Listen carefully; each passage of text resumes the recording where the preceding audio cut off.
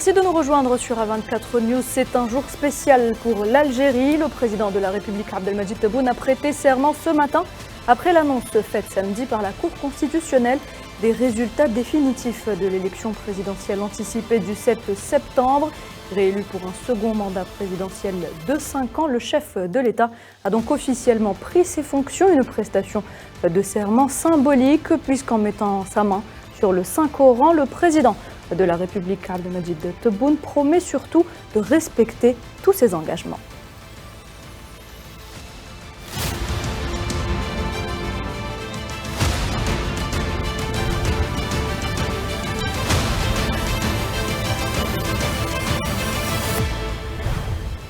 La cérémonie d'investiture s'est tenue au Palais des Nations à Alger et s'est faite en présence de hauts responsables de l'État et de hautes instances de la nation. Elle a été marquée bien entendu par le serment prêté par le président Abdelmadjid Tebboune, mais aussi par son discours teinté d'émotion dans lequel le chef de l'État est revenu sur plusieurs aspects, le bilan de son premier mandat, mais aussi les aspirations pour le second, des volets que l'on va décortiquer durant les 2 prochaines heures avec mes invités, à commencer par Badis Nissa, analyste des questions géopolitiques. Bonsoir. Bonsoir et merci pour l'invitation. Merci d'avoir accepté d'être avec nous ce soir. Gamal Abina est également avec nous. Bonsoir Gamal Abina. Bonsoir et merci pour l'invitation. Alors je vous présente, vous êtes analyste des questions internationales et politiques. Et puis sur le plateau, j'ai le plaisir d'être accompagné une fois de plus par le professeur Abdelkader Soufi, expert en questions stratégiques et sécuritaires. Bonsoir. Bonsoir. Merci d'être avec nous. Et puis Idir Sassi nous fait également l'honneur d'être avec nous. Idir Sassi, vous êtes expert international en économie et finance. Bonsoir. Merci pour l'invitation, toujours un plaisir. Merci à vous. Alors messieurs, tout d'abord, cette cérémonie d'investiture, elle intervient dans les délais constitutionnels, Abdelkader Soufi. Cela atteste-t-il de la détermination du président Abdelmadjid Tebboune à s'atteler à la mise en œuvre de tous ses engagements? Moi, je pense que le plus important à retenir, disons, le respect de durant cette cérémonie protocolaire qui a été marquée par deux aspects importants. D'abord, la cérémonie protocolaire, ensuite, le discours à la nation. C'est un discours important car même s'il a, je pense, axé le plus important de ce discours sur la politique interne. Et cela, on retiendra 3 axes importants: le renforcement de l'action sociale, le dialogue national inclusif et l'action économique. Alors, le parterre reflétait absolument en présence donc l'ensemble des éléments et des acteurs de la scène politique et sociale algérienne. Aussi, dans le discours concernant l'axe économique, il s'est attelé à développer le chapitre de l'agriculture notamment et la stratégie politique donc, de l'eau. Donc cette stratégie, comment connecter les barrages entre eux et aussi comment développer cette technologie des stations de dessalement et la formation dans ce sens-là. Nous retiendrons que dans l'ensemble de ce qui a été dit, a été le reflet d'abord d'une politique ou de la continuité d'une politique qui a été mise en exergue 5 ans durant, et c'est la continuité de cette politique avec, donc, comme je dirais, comme axe nouveau et important, c'est le dialogue national inclusif. Gamal Abina, on rappelle que Abdelmadjid Tebboune a été élu à la majorité absolue avec 84,30% des suffrages exprimés. Pensez-vous que cette réélection dénote de la confiance qu'accorde le peuple algérien à Abdelmadjid Tebboune? Ouais, indiscutablement, le résultat était évidemment un petit peu problématique au démarrage parce qu'il y a eu de petites erreurs par rapport à la commission électorale. Ça a été retoqué, on a revu effectivement un résultat qui était un peu plus sérieux. Et en même temps, on se rend bien compte qu'il y a un certain engouement. Hein. Beaucoup d'Algériens l'appellent Hamid Tebboune maintenant, tellement il y a une forme d'attachement comme ça qui s'est fait. Parce que l'espoir est né, parce que les gens ont envie d'y croire, parce qu'effectivement, objectivement, sur le plan macroéconomique, dans la grande économie, l'Algérie a progressé de façon fulgurante, on peut le dire. Hein. Je veux dire, un PIB porté à 266 milliards de dollars, troisième économie africaine, une progression considérable, des ambitions affichées à l'export, des ambitions affichées en termes de relance des infrastructures, un assainissement de la vie économique, puisqu'il y a eu beaucoup de reprises en main par rapport à la question du foncier industriel et puis simplement de ceux qui étaient des prédateurs économiques qui ont été interpellés pour les raisons que vous connaissez.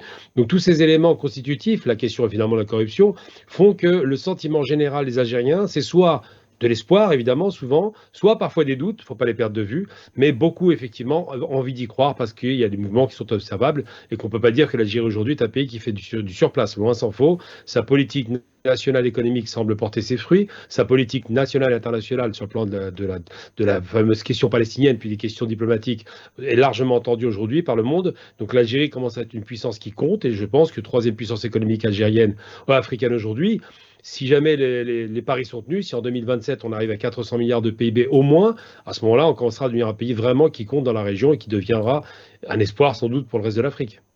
Très bien. Idil Sassi, les Algériens ont opté pour la stabilité dans tous les secteurs en plaçant une fois de plus leur confiance en la personne de Abdelmadjid Tebboune. En effet, c'était un plébiscite. Et donc, nous avions ici, un peu avant les élections, parlé de beaucoup d'attentes des Algériens et d'espoir en tout cas.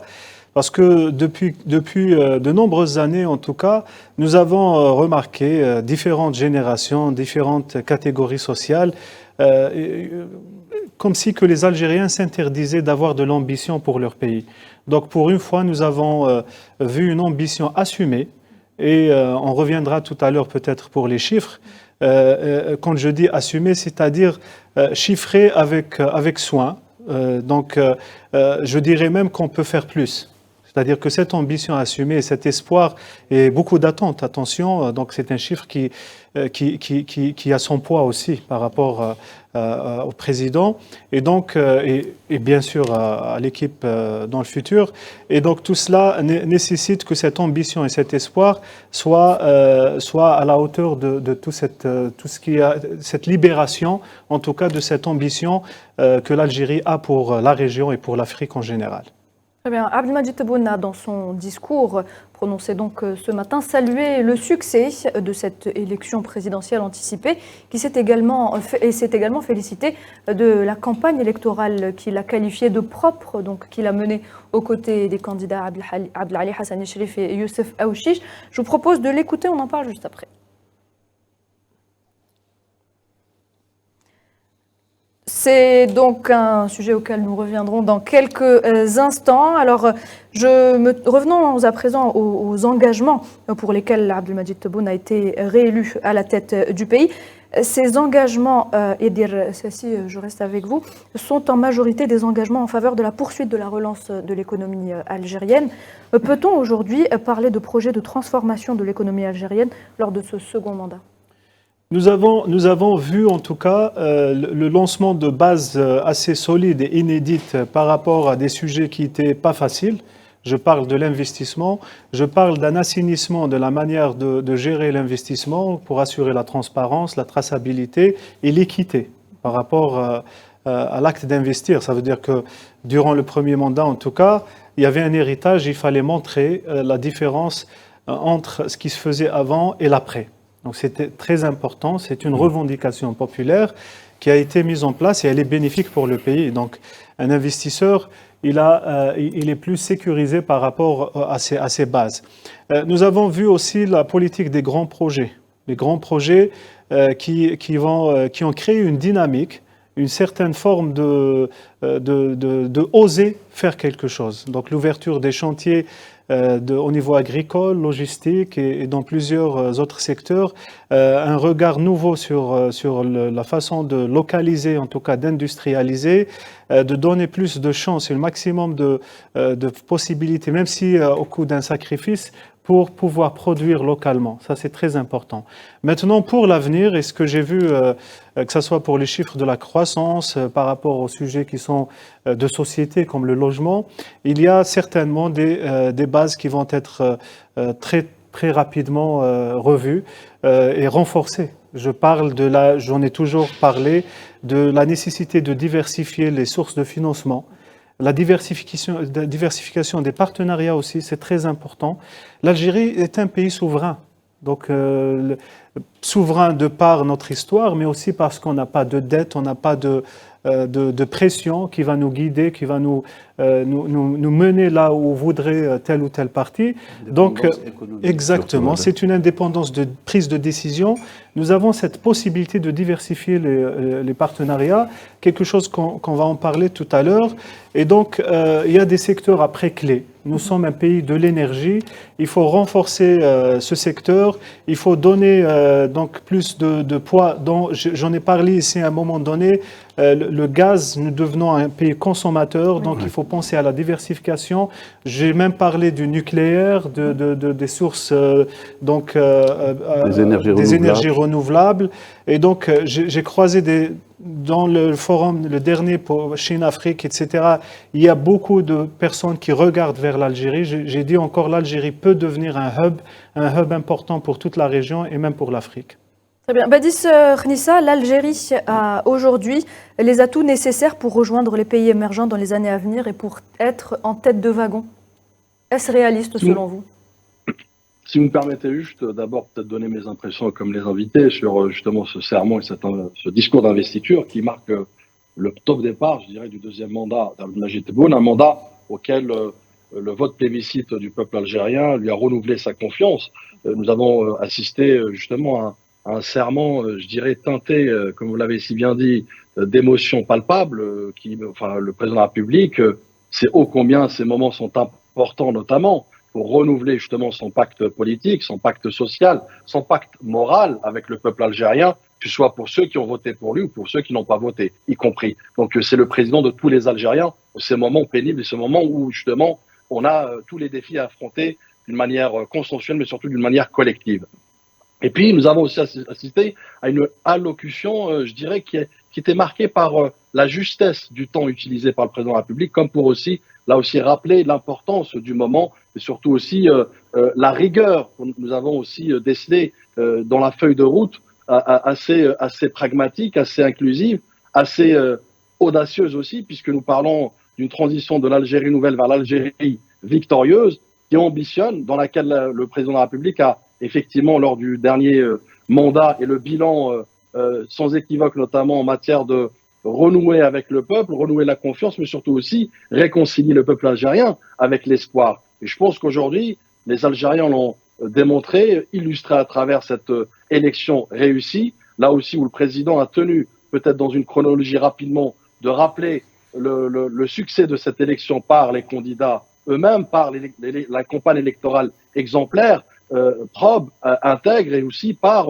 la démonstration démocratique tenue par la Cour constitutionnelle, qui a démontré aussi, à travers un verbatim, à travers une correction qui devait se faire pour montrer qu'effectivement ces élections sont du sérieux. Donc pour revenir à votre question, effectivement, c'est un agrégat de plusieurs facteurs qui font que aujourd'hui il s'inscrit dans ce deuxième mandat, après un mandat que j'ai qualifié d'un mandat de réajustement, de relégitimation des institutions, de rajeunissement aussi des institutions, notamment le Parlement, mais surtout aussi de donner une tribune, donner une rampe de lancement pour l'Algérie à travers ce deuxième mandat, à travers cette légitimité aussi, que ce soit des élections, des institutions qui sont vent debout, et à leur tête aujourd'hui la présidence, pour donner un élan, donner un continuum dans ce qui a été fait, parachevé par le passé, mais surtout aussi pour donner un nouveau mandat sous le signe, et il l'avait d'ailleurs dit lors du discours, le signe du factuel et non pas des slogans creux, sous les signes de l'État démocratique et non pas des slogans creux, sous le signe aussi des défis collectifs à travers la cohésion nationale, à travers l'unité nationale. Il a fait appel effectivement au peuple pour consentir dans l'effort national, dans ce projet national ambitieux qui doit être porté et par le président et l'exécutif, mais également par extension par le peuple algérien. Donc je pense que beaucoup de défis multidimensionnels, que ce soit internes ou régionaux ou même internationaux, comme il l'a aussi démontré dans son plaidoyer de projet ambitieux pour l'Algérie victorieuse. Mais encore une fois, plusieurs jalons ont été parachevés, plusieurs jalons ont été initiés, y compris aussi l'aspect économique que vous avez évoqué tout à l'heure, et je pense sur lequel va s'articuler plusieurs sous-projets ou sous-programmes notamment, puisque vous l'avez dit, l'économie, la diversification économique n'est pas qu'un slogan creux. L'Algérie a démontré qu'effectivement, elle a su sortir justement de cette rente hydrocarbures et avec des projections ambitieuses et j'entends bien pragmatiques aussi que je rappelle et à travers la diversification, ça a été rappelé par la production agricole, le président de la République ambitionne de faire de l'Algérie une Algérie manufacturière, exportatrice, tournée vers le monde, ouverte vers les autres marchés, mais encore une fois sans pour autant je dirais, renier en tout cas ses intérêts ou renier ses principes fondamentaux, à savoir le caractère social qui caractérise l'ADN de la politique algérienne. Donc, en résumé, Badis Khnissa, l'Algérie dispose de ses atouts nécessaires donc, pour qu'elle puisse rejoindre ces pays émergents. Écoutez, plus que des atouts, ça a été démontré. C'est-à-dire qu'aujourd'hui, nous avons ce qu'on appelle déjà le capital humain qui a été ô combien démontré en interne, mais aussi à travers la communauté nationale établie à l'étranger. Nous avons des atouts, notamment géopolitiques, géostratégiques, géoéconomiques. Nous avons démontré que non seulement l'Algérie est un allié fiable, mais aussi un allié pérenne et sérieux, notamment en matière d'énergie. Rappelez-vous les contrats d'approvisionnement en matière de gaz dans un hiver assez froid à l'époque, où l'Algérie a su tenir ses promesses. Donc l'Algérie se diversifie aujourd'hui. L'Algérie aussi entend être écoutée, notamment à travers l'adhésion, notamment récemment dans la banque du BRICS, mais pas que. C'est-à-dire, elle est dans un monde multipolaire, un monde aussi multilatéral dans lequel elle compte jouer à travers ses atouts, à travers ses avantages, à travers aussi son attractivité, qu'elle soit dans l'investissement économique, culturel, touristique et autres. Et l'Algérie, encore une fois, s'ouvre au monde. Et je pense, là, je rends hommage aussi à notre communauté qui joue en première ligne le rôle d'ambassadeur pour faire rayonner cette Algérie, pour la rendre beaucoup plus attractive, mais surtout aussi pour renouer avec l'ambition et l'audace que le président de la République veut aujourd'hui retranscrire à travers une feuille de route, une feuille de route aussi qui exige une intelligence collective, qui exige, je dirais, l'engagement de tout un chacun à son niveau pour pouvoir concrétiser, illustrer cette Algérie et surtout continuer à pas sûr à défendre ses acquis, défendre ses ambitions, mais aussi ses rêves qui sont devenus de plus en plus réalité palpable sur le terrain.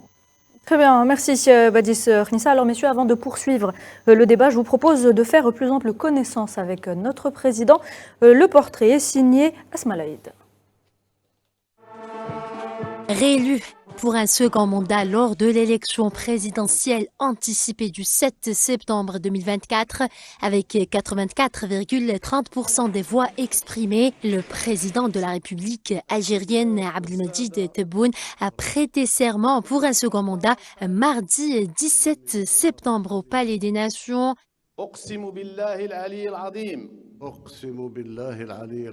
Né le 17 novembre 1945 à Mechria, dans la wilaya de N'Ama, le président Abdelmadjid Tebboune a eu un long parcours politique. Diplômé en 1969 de l'École nationale d'administration en économie et finances, il débute sa carrière professionnelle dans le chef-lieu de la wilaya de Béchar. Il poursuit son parcours qu'il a entamé comme administrateur puis chargé de mission avant d'être promu au poste de secrétaire général de la wilaya de Djelfa en 1974, muté en 1976 dans la wilaya d'Adrar au même poste, puis dans la wilaya de Batna en 1977 avant d'occuper la même fonction dans la wilaya de Msila en 1982. Par la suite, Abdelmadjid Tebboune occupa le poste de wali respectivement dans les wilayas d'Adrar, Taret et Tizi Ouzou. En 1991, il est nommé ministre délégué chargé des collectivités locales, puis ministre de la communication et de la culture en 1999.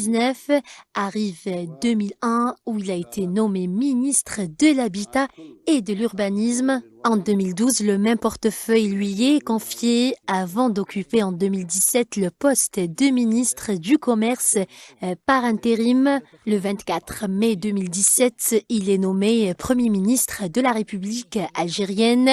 Le 12 décembre 2019, Abdelmadjid Tebboune se présente pour la première fois aux élections présidentielles, un scrutin qu'il remporte haut la main. 5 ans plus tard, les Algériens lui accordent une nouvelle fois leur leur confiance et l'élisent avec 84,30% des suffrages. Voilà donc pour ce qui est du portrait du président de la République. Retour à présent sur le discours qu'il a prononcé ce matin au Palais des Nations. Il a salué, je le disais tout à l'heure, cette élection présidentielle anticipée qui s'est s'est aussi félicité de la campagne propre qu'il a menée aux côtés des candidats Abdelali Hassan Cherif et Youssef Aouchiche. On l'écoute. إن الأمانة التي أستمر في حملها بوفاء لثقة الشعب وإخلاص للوطن والعهدة الثانية الذي يقع مجددا على عاتقي بتفويض وثقة منكم في هذه المرحلة الحساسة لما يميزها من تحديات على المستوى الداخلي والصعيدين الإقليمي والدولي. إن تلك الأمانة وذلك العهد يدعواني في هذه المرحلة لشحذ العزائم وحشد القدرات من أجل تعزيز رصيد الإنجازات والمكاسب التي حققناها في العهدة المنتهية، وهي إنجازات ومكاسب واضحة لا يخفيها نكران ولا يحجبها تدليس. Abdelkader Soufi, quelle lecture peut-on faire de cet aspect? En fait, c'est très important. Donc, ce qu'on peut retirer du discours dans sa globalité, c'est cette intention de vouloir atteindre l'excellence. Ça veut dire placer l'Algérie en tant que pays émergent. Pour ce faire, il veut faire de l'Algérie un pôle attractif et à la fois un pivot.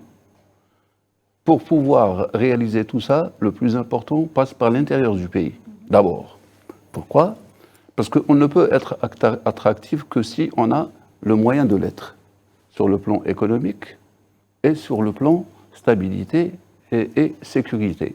Là, le front intérieur, il le sera grâce aux actions qui sont déployées, mais qui ont un résultat double. D'abord, promettre la création de 20 000 startups, qui sont déjà aujourd'hui à 8 000, mais aussi à arriver à attirer l'équivalent de 20 000 investissements étrangers. Cela veut dire que nous allons dans le sens à pouvoir créer de la richesse intérieure, ce qui forcément va développer la capacité d'élever les rentrées du PIB et permettre justement à l'État de ne plus être dépendant totalement de la rente pétrolière.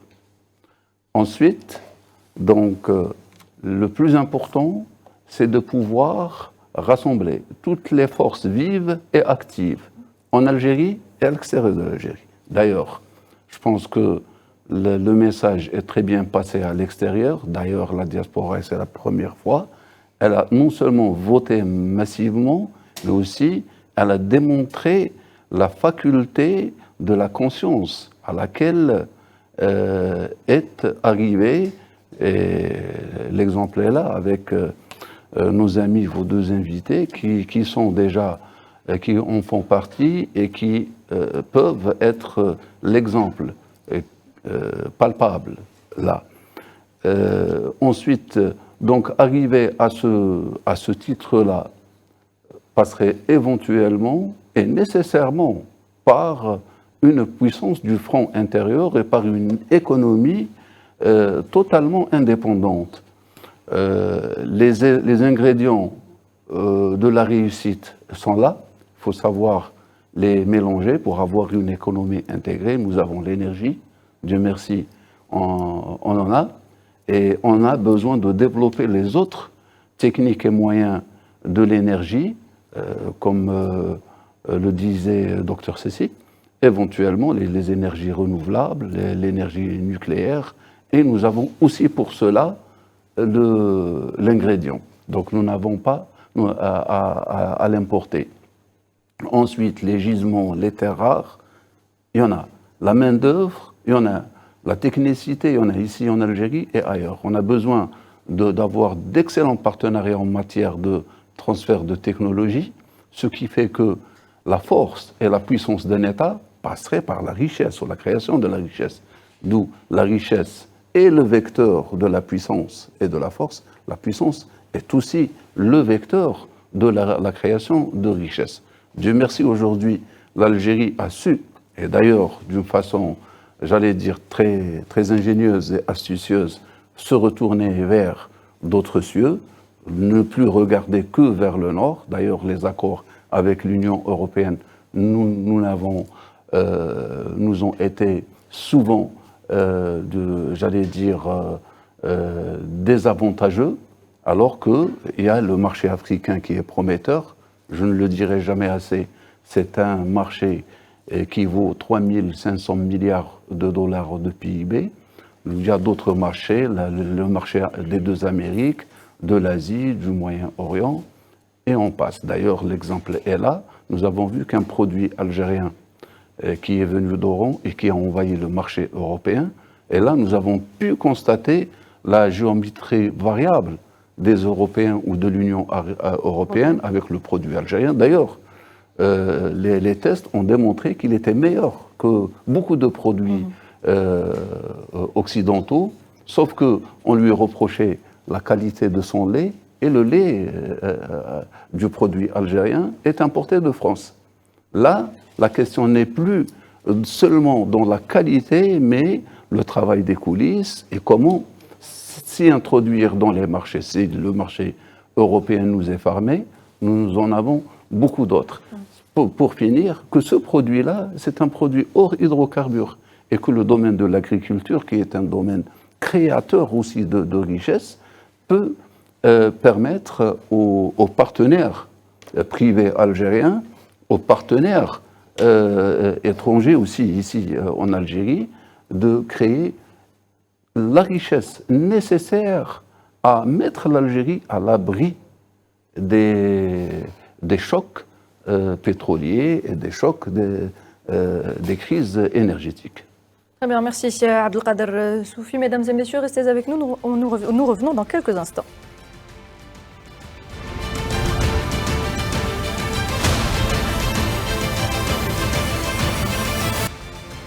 Bienvenue à vous, si vous venez de nous rejoindre, c'est donc une émission spéciale dédiée à l'investiture du président de la République, Abdelmajid Tebboune. Je me tourne à présent vers mes deux invités, membres donc de la diaspora, vu que vous évoquiez tout à l'heure, Abdelkader Soufi, cette diaspora, nos Algériens établis à l'étranger, plus précisément donc en France. Badis Khnissa, qu'en est-il donc de cette diaspora algérienne ?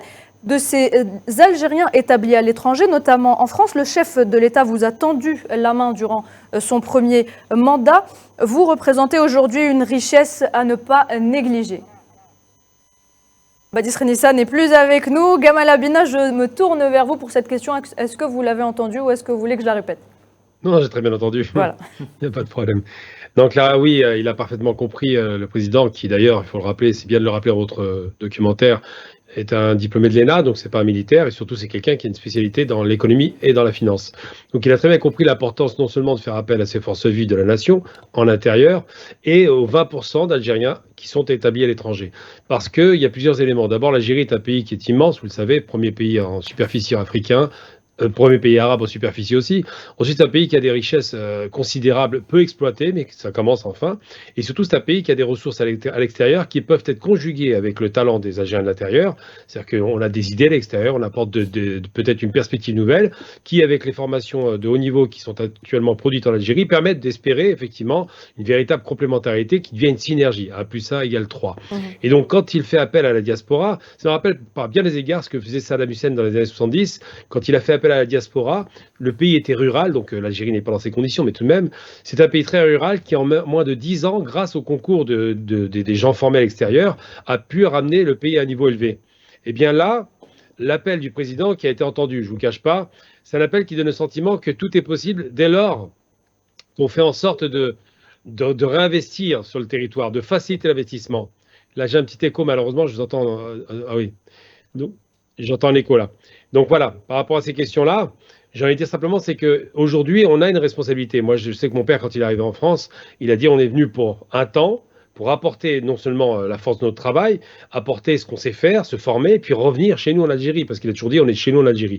Et ça, c'est quelque chose qui est entendu, et j'ai vu beaucoup, quand j'ai fait mon voyage en Algérie, beaucoup de gens de la diaspora qui viennent de France, qui se sont installés parce qu'il y a plusieurs éléments. D'abord, un attachement au pays viscéral, ensuite et surtout parce que les conditions en France se dégradent, parce qu'il y a une véritable algérianophobie, j'ose le mot, quelque chose effectivement d'inquiétant, où vraiment on sent qu'il y a une haine qui se développe autour de l'islam, mais c'est les Algériens qui sont visés, et en même temps parce que effectivement les opportunités d'investissement de l'Algérie sont ouvertes, qu'on peut arriver avec beaucoup de perspectives, et ne jamais perdre une chose importante de vue, c'est que l'Algérie a des avantages comparatifs incomparables. C'est un pays qui est immense par sa superficie, c'est un pays qui est immensément riche de par ses hydrocarbures, donc une énergie abondante.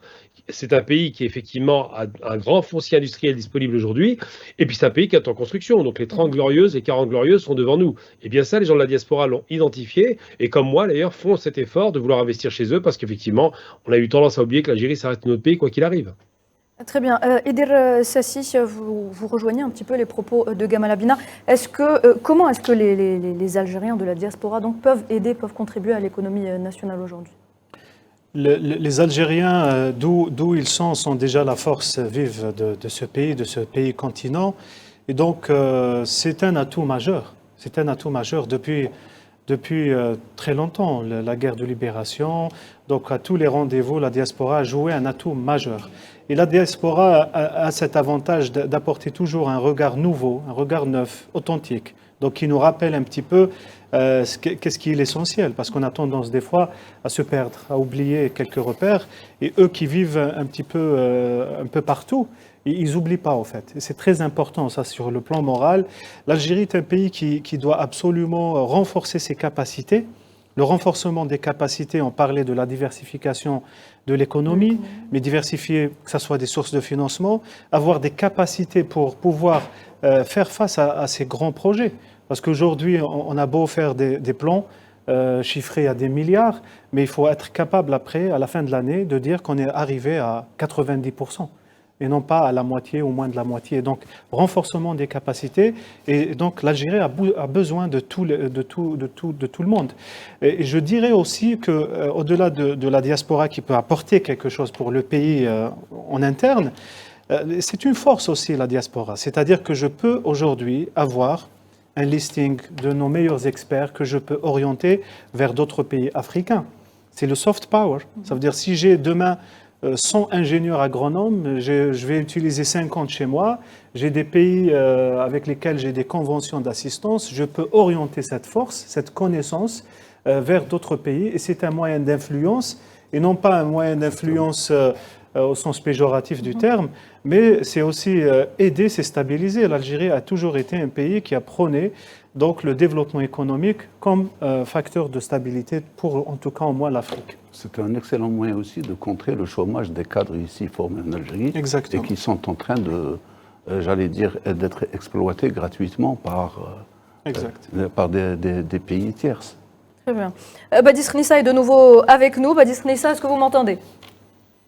Oui, je vous entends, 5 sur 5. Alors, Badis Khnissa, les Algériens établis à l'étranger, notamment ceux en France, se sont fortement mobilisés lors de la campagne électorale, mais aussi lors de l'élection présidentielle. Se sentent-ils aujourd'hui plus que jamais impliqués dans la vie politique algérienne ?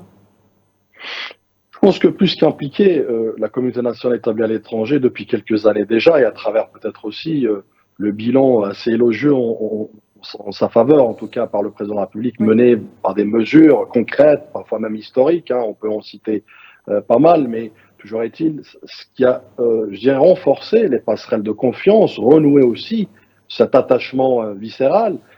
La communauté, plus qu'impliquée, elle est intégrée à l'équation de développement, et le président de la République l'a à maintes reprises rappelé dans plusieurs, notamment rencontres, dans plusieurs aussi discours, où d'abord, elle est partie prenante de ce développement de l'Algérie, de protéger ses acquis, d'être aussi des fers de lance de son développement, mais aussi comme, je dirais, un allié stratégique, justement, en première ligne, comme les premiers ambassadeurs, comme j'ai dit tout à l'heure, où ils permettent effectivement de faire rayonner l'image de l'Algérie, de la rendre beaucoup plus attractive à travers des actions structurées, encadrées, mais surtout des actions qui défendent toujours l'intérêt de la nation. Donc, et c'est pourquoi aussi le président de la République a beaucoup travaillé sur ce chantier qui est l'intégration de la communauté nationale, elle qui de tout temps a accompagné l'Algérie tant au moment des joies qu'aussi au moment des drames.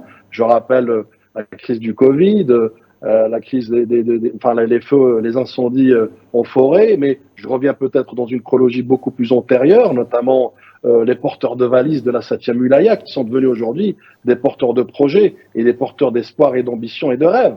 Donc je pense que le canal qui a été mis en place par le président de la République, qu'il faut aussi renforcer, consolider et même, je dirais, accroître davantage pour qu'il soit aussi à la hauteur de la matière grise et des forces vives et de l'énergie débordante et constructive qu'il y a en face. Et la communauté n'attend que cela et elle est disposée depuis des années. Elle le démontre sur plusieurs secteurs, notamment on a parlé des startups où il y a cette ambition d'aller vers 20 000 startups avec pourquoi pas demain voir émerger une licorne algérienne dans le monde. Mais cela aussi se joue par le fait que notre communauté, par tant sa quantité aussi sa qualité, qui fait le bonheur de certains pays, peut aujourd'hui, sans sourciller, revenir, encore une fois, à travers des canaux, à travers des leviers factuels. On revient aussi sur l'investissement et la loi de l'investissement, qui a favorisé aussi, notamment, nos compatriotes à l'étranger pour mieux faciliter leur retour, leur investissement, un investissement qui soit d'ailleurs financier, pécunier, mais aussi un investissement de temps, de savoir-faire. Moi, je prends toujours l'exemple des usines de dessalement, mais aussi des startups qui sont devenues au fil des années une technologie 100% algérienne. Donc, le capital humain est assez important, est assez stratégique, est assez aussi, je dirais, diversifié.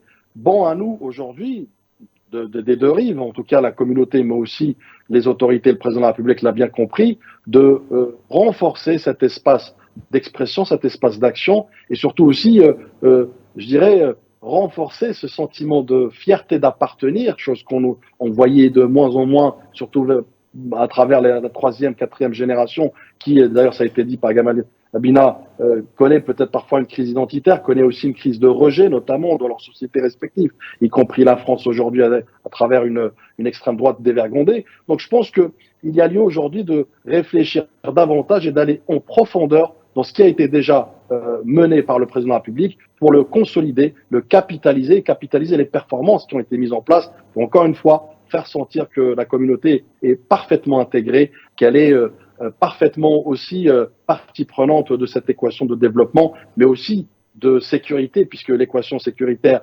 est prime. Le président de la République l'a rappelé lors de son discours, où ces enjeux multidimensionnels, y compris sécuritaires, quoi de mieux que le lobbying algérien, l'influence, le soft power algérien, pour exercer positivement, encore une fois, le rayonnement de l'Algérie, mais surtout aussi pour défendre ses intérêts, pour promouvoir son image, pour promouvoir sa culture aussi et la protéger des hold-up culturels comme nous avons pu apercevoir par le passé. Donc, il y a quand même une dimension assez importante, il y a un challenge, il y a des enjeux que la communauté mesure déjà et qu'elle a déjà exprimé sa pleine et entière disposition et engagement pour pouvoir y parvenir collectivement en complémentarité avec nos frères et sœurs sur le territoire algérien. Gamal Abina, je vous ai vu acquiescer tout à l'heure. Assiste-t-on aujourd'hui à un sursaut patriotique pour donc cette diaspora, pour vous finalement ? Oui, tout à fait, parce que moi, j'ai jamais eu ce problème-là, mais c'est vrai qu'il y avait vraiment une sorte d'apathie un petit peu de la population algérienne en France. Ils avaient le sentiment qu'ils étaient plus ou moins algériens. On entendait des paroles assez ridicules, comme je posais parfois la question à les Algériens, de quelle origine tu es? Réponse français. Après, j'insistais, ouais, tu veux dire l'origine de mes parents? Et là, on sent vraiment qu'il y avait vraiment une désagrégation de ce lien qui, aujourd'hui, et c'est rassurant, on le voit, on l'observe vraiment de façon incroyable, ne serait-ce que par le sport. Vous voyez bien que tous les sportifs français, enfin, algériens, franco-algériens, veulent choisir leur pays d'origine. Pas pour des raisons financières, hein. C'est pas une question d'argent, c'est une question d'attachement viscéral à sa nation. Puis surtout, on voit bien récemment avec l'histoire de la pâte à tartiner, je sais pas si on peut donner le nom, ça a été un phénomène massif d'influenceurs non seulement algériens, on le savait déjà, au-delà même, qui ont dit le produit algérien est un bon produit, mangez, consommez, vous allez vous régaler. Et ça a tellement marché qu'en face, ils ont craint ce phénomène parce que si on l'a fait pour une pâte à tartiner, nous, les ambassadeurs de l'Algérie à l'extérieur, on peut être autant de commerciaux et d'ambassadeurs et de soft power. en faveur de l'Algérie, que nous sommes nombreux. On est à 6 à 7 millions, c'est considérable. Et bien ça, c'est quelque chose qui a fait corps. On a vu qu'il y avait une force de frappe qui était clairement sur la question économique, puisqu'on parle beaucoup d'économie. Cette force de frappe qui s'est présentée, qui a posé problème à l'extrême droite, ça on le sait, qui a posé problème aux concurrents de cette fameuse pâte à tartiner, qui a posé problème à l'Europe, qui nous a pris pour un déversoir pendant 20 ans de produits manufacturés européens, et qui aujourd'hui voit qu'il y a un retour dans l'autre sens, ce qui est de bonne guerre, de produits algériens fabriqués, parce que la politique nationale, c'est de dire, d'ailleurs, c'est un discours célèbre qui va rester célèbre dans les annales de M. Tebboune en 2017 à la radio chaîne 3, lorsqu'il a dit nous apportons 17 millions de dollars de chewing-gum, nous apportons 200 millions de dollars de je ne sais quoi, enfin tout un tas de produits qui n'étaient pas nécessaires, non pas des produits de première nécessité, alors qu'on peut les fabriquer en Algérie. Et bien aujourd'hui, j'ai eu moi j'ai eu cette joie de constater quand je vais dans un centre commercial algérien, quand je vais dans un hanout, je vois quoi? Je vois des produits algériens pour 70% d'entre eux. C'est-à-dire que notre capacité à produire algérien est réelle, et j'ai eu la chance et la joie aussi de constater que c'était pas des produits de mauvaise qualité. On mange pas du chocolat qui a un goût de lessive, on mange du vrai chocolat, on mange de vrais yaourts, on mange de vrais gâteaux. Donc l'Algérie a eu un saut qualitatif en termes effectivement de production de produits, mais surtout, et je le répète, on a un avantage comparatif parce que l'énergie pas chère, coûts salariaux relativement bas, même si ça doit augmenter, qui font qu'effectivement, si on est capable, nous, à l'extérieur, d'être des agents, des représentants des produits algériens pour les vendre, pour devenir des commerciaux algériens, pour rétablir des commerces algériens à l'extérieur, on deviendra une vraie force de frappe et on sera interactif avec notre pays. Très bien, merci Gamal Abina. Alors avant de revenir sur le bilan du président de la République, je voudrais vous poser une dernière question à vous et à Badis Khnissa, toujours dans votre rôle donc de représentant de la diaspora algérienne. Donc nous le disions, la diaspora c'est une richesse à ne pas négliger pour l'Algérie et pour son économie. Mais si on devait poser la question dans l'autre sens, qu'attend finalement cette diaspora aujourd'hui de l'Algérie? Je commence avec vous, Badis Khnissa. Je pense que la diaspora, depuis des années, n'est pas dans l'attentisme. Elle est au contraire, elle est disposée, elle est engagée, elle est justement, je dirais, ouverte aux actions. Et d'ailleurs, au lendemain du message et des signaux forts qui ont été émis par le président de la République, elle a tout de suite répondu présente, puisque ça a été dit, il y a quand même une certaine maturité en matière de comment structurer les plans d'action, comment avoir une approche pragmatique et stratégique, peut-être en dupliquant leurs propres expériences dans les pays respectifs dans lesquels ils vivent. Donc, il y a ce qu'on appelle les bonnes pratiques qui sont déjà acquises en matière d'expertise. Donc, au contraire, je pense qu'aujourd'hui, et je côtoie beaucoup de nos compatriotes, si on pourrait dire ce qu'ils attendent aujourd'hui, c'est plus, encore une fois, être à la hauteur, mais surtout à la dimension de cette force positive, cette force de construction massive qui est la communauté nationale, pour lui donner tous les canaux, tous les leviers, et surtout aussi tous les vecteurs de marge de progression pour qu'elle puisse s'exprimer à sa juste valeur et surtout être cette valeur ajoutée tant attendue pour notre État, pour l'État-nation. Je pense que le président de la République, encore une fois, je me répète, quand il qualifie cette communauté nationale, nos compatriotes, d'alliés stratégiques, mais surtout aussi de vecteurs de développement qu'on doit parfaitement et impérativement intégrer dans l'équation de développement, quel qu'il soit d'ailleurs, c'est pour dire qu'effectivement, il mesure l'importance, il mesure le poids de cette communauté, qui plus est une communauté qui, encore une fois, est dans une tendance d'impatriation et non plus d'expatriation. Elle souhaite revenir au pays source, aux racines, pour qu'elle puisse prendre part, et c'est ce que j'entends ici et là par nos compatriotes avec fierté et dignité et honneur, prendre part à l'édification, à la construction consensuelle dans l'unité nationale et la cohésion nationale, dans laquelle cette communauté va jouer pleinement son rôle, qui lui revient encore une fois, sans fléchir, et encore une fois avec fierté, puisqu'on le voit, ça a été dit par cette promotion de semblant de VRP qui promeut les produits algériens, mais pas que, c'est-à-dire aussi l'expertise technique dans laquelle ils s'inscrivent aussi, dans laquelle ils pourraient apporter. Je reviens sur le secteur des startups où j'ai accompagné beaucoup de jeunes Algériens ici, qui ne voyaient plus d'avenir dans les pays respectifs dans lesquels ils vivaient et qui voyaient par contre je dirais une trajectoire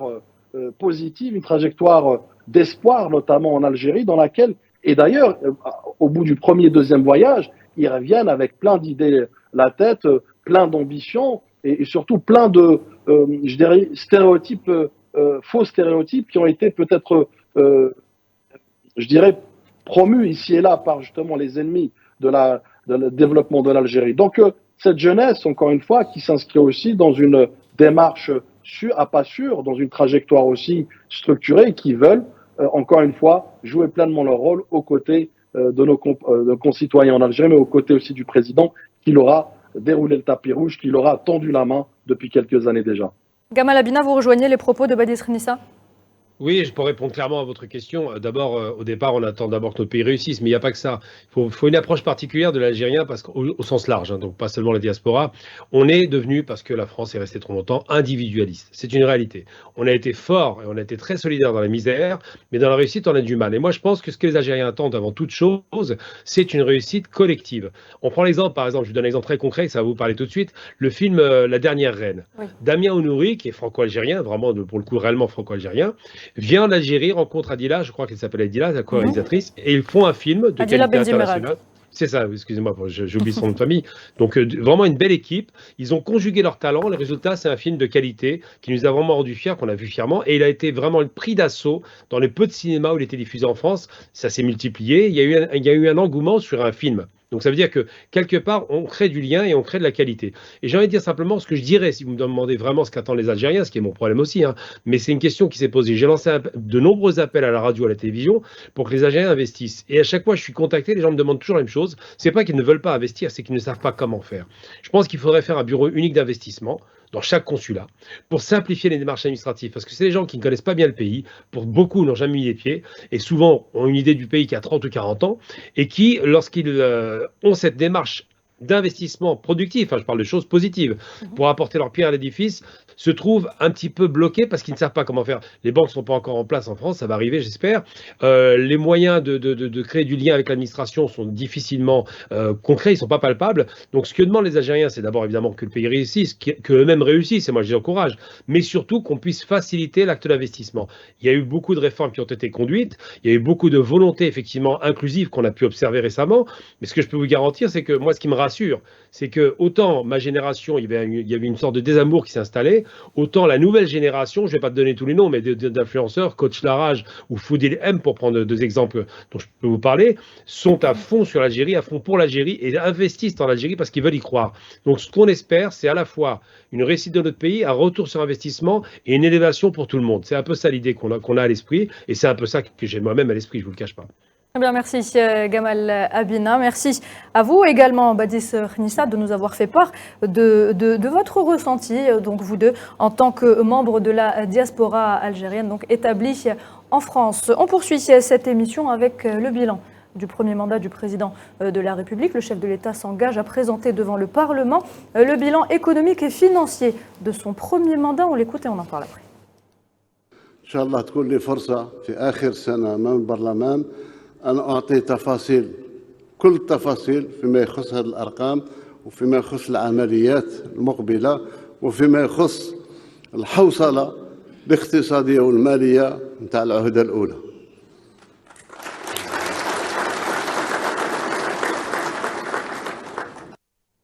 Idriss Sassi, c'est un bilan positif a priori? C'est froidement, honnêtement, si on regarde d'où il est parti ce bilan. Donc on était en 2019, il y avait une forme d'anarchie totale. Oui. Donc il y avait une emprise sur l'économie par des oligarques. Il y avait carrément un risque de délitement, un risque majeur pour le pays.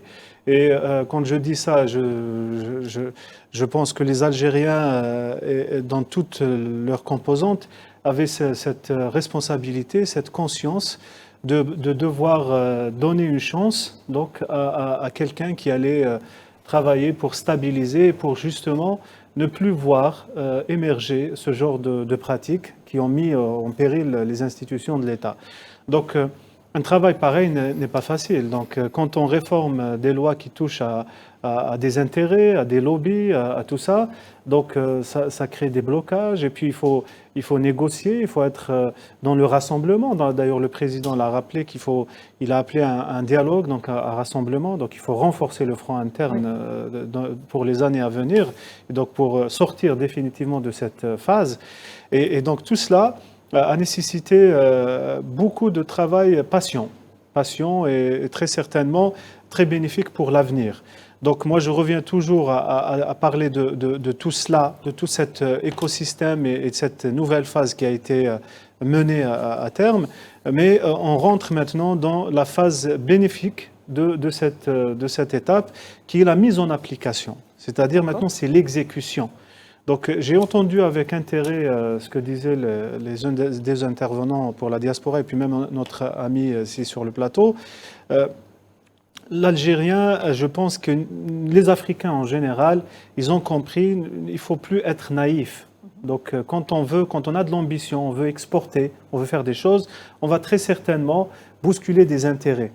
Donc c'est une leçon pour cette pâte à tartiner. C'est une leçon que dans l'avenir, si on a quelque chose qui va intéresser, il est tout à fait normal d'avoir des lobbies, que ce soit à Bruxelles ou à Paris ou ailleurs. Il ne faut pas s'affoler. Donc c'est une leçon. Il faut dorénavant faire les choses de façon plus pragmatique et jouer le jeu. C'est comme ça. Il faut être pragmatique. J'ai vu que nous avons beaucoup d'ambition pour l'export, mais en même temps, nous avons un ministère du commerce qui est du commerce et il s'occupe aussi de la promotion de l'export. Sauf que les fonctionnaires qui s'occupent de la promotion de l'export sont occupés à enregistrer les importations. Donc, j'ai toujours plaidé pour que le mot investissement soit lié au mot export. Quand on parle investissement, on parle export. Parce que demain, il faut connaître nos propres capacités. Ça veut dire, nous sommes quand même un grand marché avant de penser export. Donc, il faut que j'ai la vision sur ce que je peux faire. Je peux attracter. Quand je fais un salon pour dire, voici le produit que je fais, je veux exporter, j'attracte aussi pour investir. Il faut que ça soit intégré. Le mot investissement et export doivent être liés. Et les actions ne doivent pas être des actions improvisées. Il faut s'attendre à ce qu'il y ait des lobbies, il faut se préparer. Donc je pense que dans l'avenir, en tout cas, l'ambition d'exporter, on va même dans des domaines poussés, comme le médicament. Et le médicament, je dirais même, ce n'est pas péjoratif, égale lobby, donc dans beaucoup de domaines. Donc, il faut s'attendre à des guerres de parts de marché, ce qui est tout à fait normal. Donc, il faut être à la hauteur de cette ambition. Ça a commencé, donc il faut tirer les leçons. Et dans l'avenir, en tout cas, moi, je suis certain que, en tout cas, la base légale, l'environnement et la volonté politique est prête pour que cette ambition soit menée à bout. Très bien. Avant de revenir vers vous, Abdelkader Soufi, permettez-moi tout d'abord de remercier Badis Khnissa d'avoir été avec nous pour cette première partie d'émission. Badis Khnissa, on vous libère. On sait que vous êtes très occupé et que vous avez d'autres engagements. Merci d'avoir pris le temps d'être avec nous ce soir. Merci, au revoir. Au revoir. Abdelkader Soufi, est-ce qu'aujourd'hui, il faut justement se préparer à ces lobbies dont nous parlait à l'instant Idriss Sessi? Je pense que je vous le disais tout à l'heure. Et d'abord, je dois sauter sur la question à laquelle est-ce que le bilan est positif. Moi, je dirais que le terrain est fertile. Donc, pour avoir atteint la fertilité du terrain pour pouvoir quelque chose, ça ne peut être que quelque chose de positif. Ou tout ce que nous pouvons implanter aujourd'hui donnera ses fruits. Nous savons que la diaspora algérienne, par exemple, à l'extérieur, économiquement, elle est puissante. Intellectuellement, elle est aussi importante, sinon je dirais aussi puissante et un peu partout à travers le monde. Capable de créer des investissements, capable de faire un transfert de technologie, mais surtout capable de faire du lobbying. Et c'est ce qui, justement, nous manque à l'étranger. C'est que, je pense que c'est Gabina qui le disait. Abina.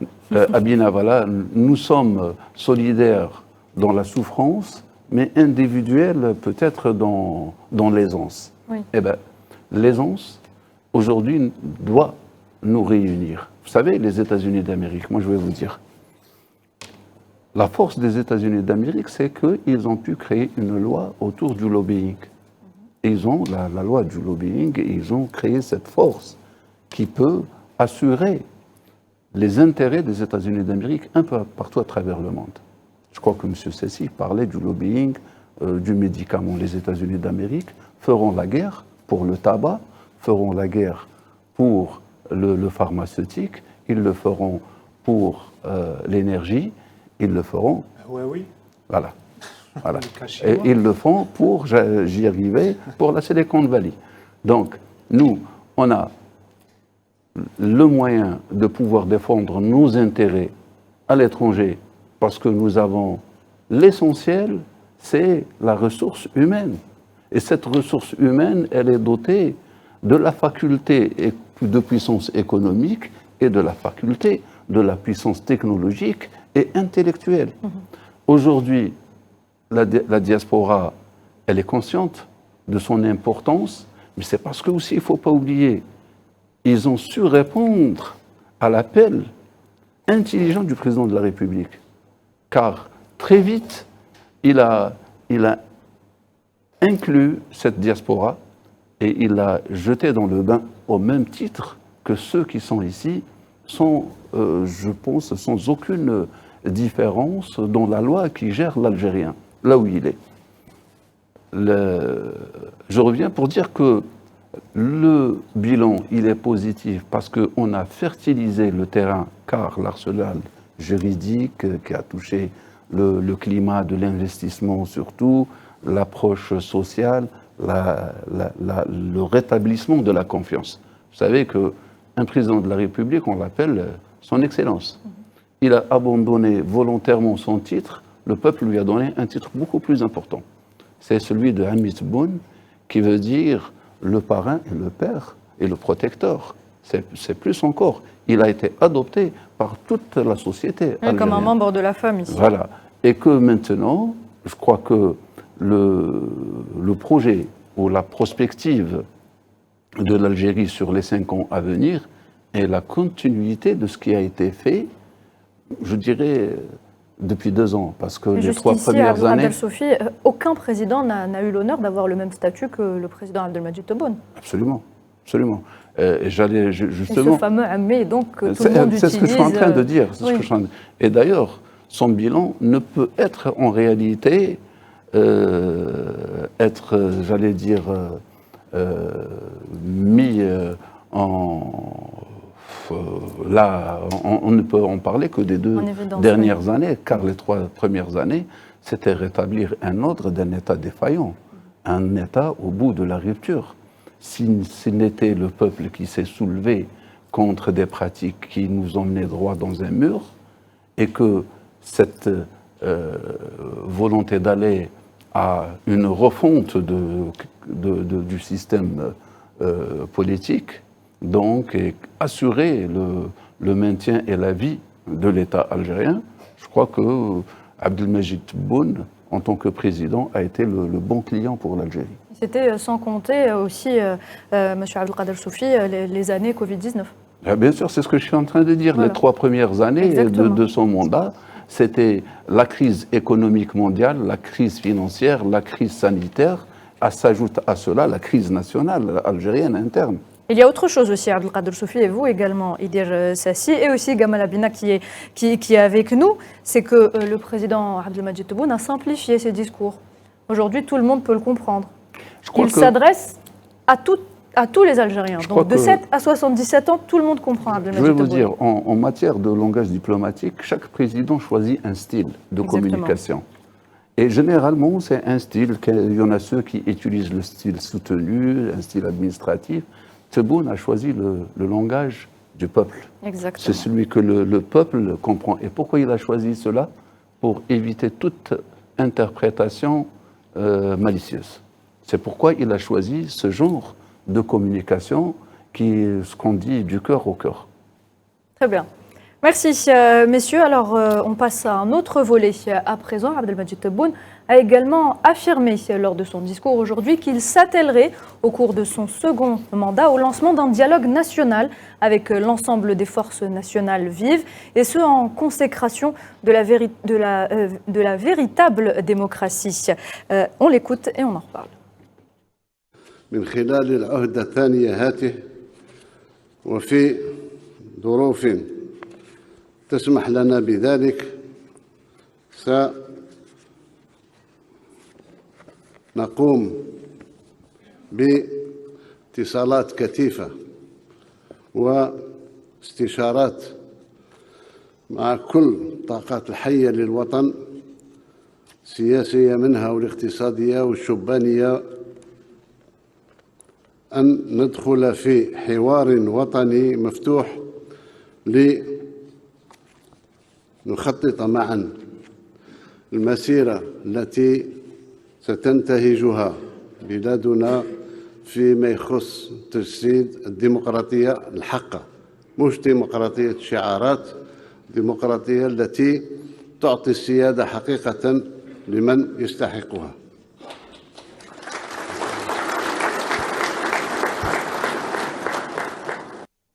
Alors je ne sais pas vous, messieurs, mais le mot qui m'interpelle dans ce que vient de dire le président de la République, c'est le mot ensemble. Le président ne compte pas travailler tout seul. Edir Sassi, qu'en pensez-vous? J'en pense beaucoup de bien. On en a parlé durant, même avant, je crois, la campagne, et puis même un peu avant, sur cette nécessité du renforcement du front interne. Donc nous avons vu les risques, que ce soit au niveau régional, international. Donc il est très nécessaire de rassembler. Maintenant que ce quitus populaire qui a été donné au président de la République, je pense, à mon avis, qu'il faut l'exploiter, entre guillemets, au maximum. C'est-à-dire qu'il faut capitaliser sur cette possibilité, sur ce que nous avons comme chance pour pouvoir réformer ce qui reste à réformer. Donc oui, j'ai vu durant la campagne un parti de droite, un parti de gauche, un parti de centre. Je veux bien, dans l'avenir, qu'on puisse avoir une lisibilité, moins d'anarchie, que les gens se retrouvent dans quelque chose de normal et de logique et qu'ils puissent faire des choix éclairés et qu'il n'y ait pas du chahutage. Parce que maintenant, avec les réseaux sociaux, c'est une question de responsabilité. Je veux dire, l'avenir d'un pays ne peut pas se jouer avec irresponsabilité ou avec des fake news, etc. Donc, ce dialogue permettra de rassembler et de pouvoir libérer tout ce qui est possible pour que le pays puisse affronter ensemble et dans l'union les défis qui nous attendent.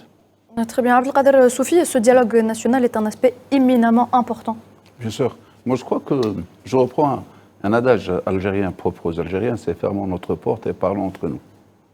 Je crois que le discours d'aujourd'hui, le parterre aussi, qui était rassembleur, d'ailleurs des paradoxes, exprimait cette volonté de vouloir s'étaler sur l'ensemble des questions de discorde ou de concorde entre l'ensemble des Algériens et arriver à faire un consensus national loin de toute ingérence, et ce ne sera que entre les Algériens.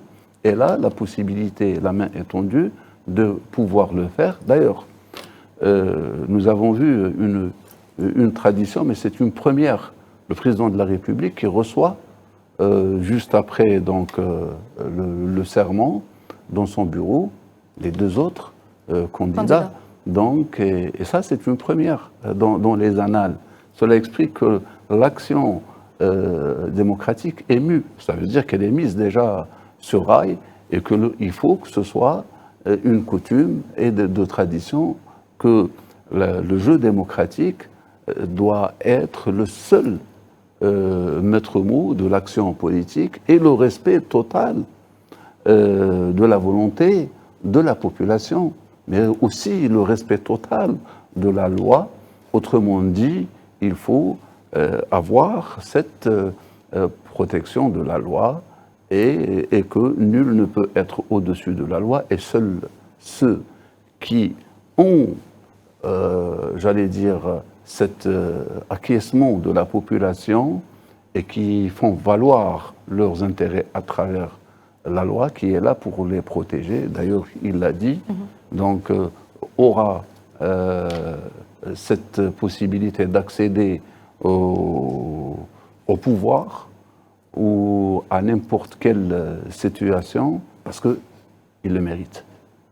Gamal Abina, le jeu démocratique, seul le maître mot, comme le disait à l'instant Abdelkader Soufi, le président Tebboune veut inclure tous les citoyens à travers ce dialogue? Oui, c'est un dialogue inclusif et j'ai envie de dire que l'Algérie a connu une époque où il y a eu la concorde civile, donc c'était la paix civile. Maintenant, il doit y avoir une concorde politique. On a un objectif commun, on doit faire en sorte que le pays se développe. Je pense que bon, l'élection s'est passée avec des gagnants, enfin un gagnant et des perdants, ce qui est le jeu électoral. Je pense qu'il y a du respect malgré tout, c'est ce qui est affiché et surtout, je pense que tout le monde a compris que l'orientation générale de l'Algérie aujourd'hui, c'est les questions économiques, de mettre le pays à l'abri et de faire en sorte que tout se passe dans les meilleures conditions. Et les meilleures conditions, c'est effectivement le respect du droit individuel, faire en sorte que le citoyen soit respecté dans ses droits et devoirs, faire en sorte que le citoyen soit considéré, faire en sorte que l'Algérien n'ait pas le sentiment d'être une sorte de petit élément comme ça, un petit peu disparate et inutile, mais revienne au centre du débat. L'Algérie est une république, ce n'est pas un royaume, ce n'est pas un émirat ou je ne sais. Donc l'Algérie s'inscrit clairement dans une démarche qui est inclusive. L'idée de la République, c'est de faire du citoyen quelqu'un qui compte et non pas qui est au cœur clairement de la nation. Un citoyen peut devenir un élément extrêmement important, mais quoi qu'il en soit, même s'il n'est pas important, un citoyen ne doit pas être minoré. La révolution s'est faite par le peuple et pour le peuple, et aujourd'hui le peuple parle, donne sa voix, doit s'exprimer, doit réussir et doit surtout accompagner les changements en douceur. On a vu que notre Hirak a été un Hirak très mature, très intelligent, qui est allé complètement à des kilomètres de ce qui s'est passé en 2011 dans des soi-disant révolutions arabes, et on voit bien que l'Algérie aujourd'hui est un havre de tranquillité dès lors que le peuple algérien fait corps. Les dangers sont aux frontières, on le sait, les jalousies sont affichées, on le sait, le pays est en plein décollage économique, en dépit de ce qui est dit, même la Banque mondiale a fini par valider les chiffres algériens, donc on doit avoir comme objectif, et je tiens à rappeler quand même la difficulté, qu'on le voit une France par exemple à 2900 milliards de dollars de PIB, quand nous on va à 400 milliards, mais on est à 266, c'est pas normal. On doit avoir un PIB qui explose et on doit faire en sorte que les objectifs soient largement dépassés. C'est une volonté politique, mais effectivement, pour cela, il faut un cadre législatif stable. Il faut faire en sorte que l'investisseur étranger, à commencer par l'Algérien, je rappelle, parce que les IDE peuvent venir massivement de la communauté établie à l'étranger, que cet investisseur puisse investir dans des conditions normales et ne se voit pas spolier au bout de quelques temps de ses richesses, parce que les lois changent. En l'occurrence, depuis 3 ans, on sent bien qu'il y a une stabilité du cadre légal et il faut accompagner cela avec des actions concrètes. La porte est ouverte aux investisseurs étrangers et à la diaspora. La porte est ouverte au droit aujourd'hui, c'est le droit qui prime et il faut quasiment garantir que ce droit soit pérenne en l'exerçant. Edir Sassi, est-ce qu'il est primordial aujourd'hui d'inclure la jeunesse algérienne dans ce dialogue ?